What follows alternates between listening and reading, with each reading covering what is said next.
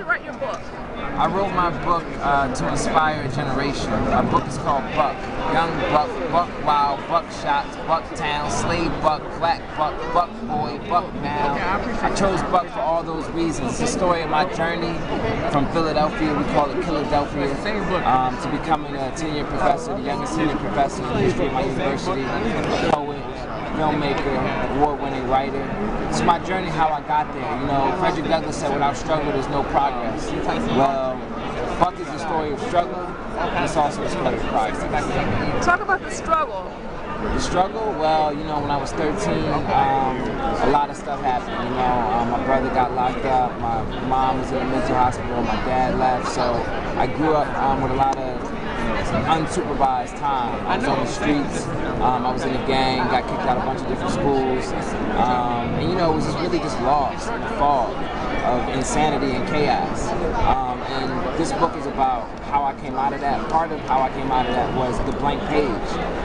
Finding my love for literature and writing, that changed my life. Then that turned me into a reader, a voracious reader, and that changed my life. And similarly to how reading changed Frederick Douglass' life, it was connected to my liberation. So that's what this story is about. What do you want to tell young black boys who are growing up to be young black men who may be going through some issues right now? You know, that we all go through struggles, but that we're not reduced to our past. We're not reduced to those struggles. That no matter what we go through, no matter how hard we fall down, we can get up. We can stand up. That's an important message. I think the other message is, you know, a message that comes from the football coach. It's just, eliminate distractions, create energy, fear nothing, and attack everything.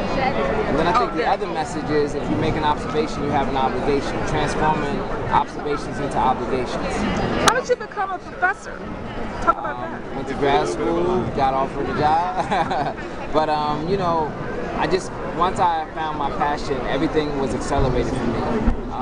So I finished school earlier than I was supposed to finish school, finished grad school earlier than I was supposed to finish grad school. I was writing books since being a sophomore in college. I wrote my first book.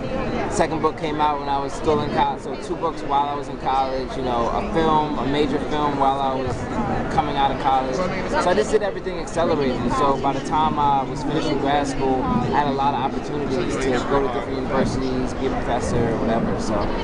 But talk about how you made it from point A to point B, because especially during your childhood, your youth, you said you had unsupervised time and attention. The paper is what turned everything around? Well, not just the paper. I mean, you got to read the book to find out how everything got turned around. But the paper was I'd be discovering my passion and what I want to do every day of my life. And so that makes a huge impact, you know, because otherwise, what are you doing? You know what I mean? If you don't know what you want to do with your life, or what interests you, or what motivates you. So anyway, so that was helpful. But I think a lot of it too was, you know, this book is about education. Buck is about miseducation, re-education, street education, self-education, and it's about the difference and the distance between school and education. What is the difference between school and education? Well, you know, education is something that we engage in and we interact with, and that actually helps our lives and improves our lives and our condition. It's something that's a two-way street. It's not someone just like lecturing you or something.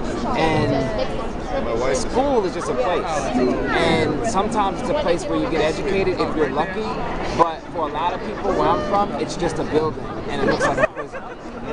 Where are you from? Philly. What would you say to my 3 young grandchildren? Jay, 9, Jaya, 8, Jeremiah, 6. And as far as keeping them on the right path so they can... You said your children? Grandchildren. So keeping them on the right path so that they can grow up to be productive men. I would tell them, first of all, listen to your grandma all day. Always listen to your grandma. Put their mom in there, because she's not gonna like that. And your mom. Listen to your mom and your grandma. They know what's going on.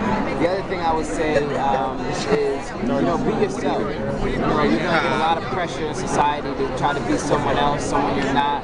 Be yourself. Be true to yourself. And remember that education, like Malcolm X said, is your passport to the future.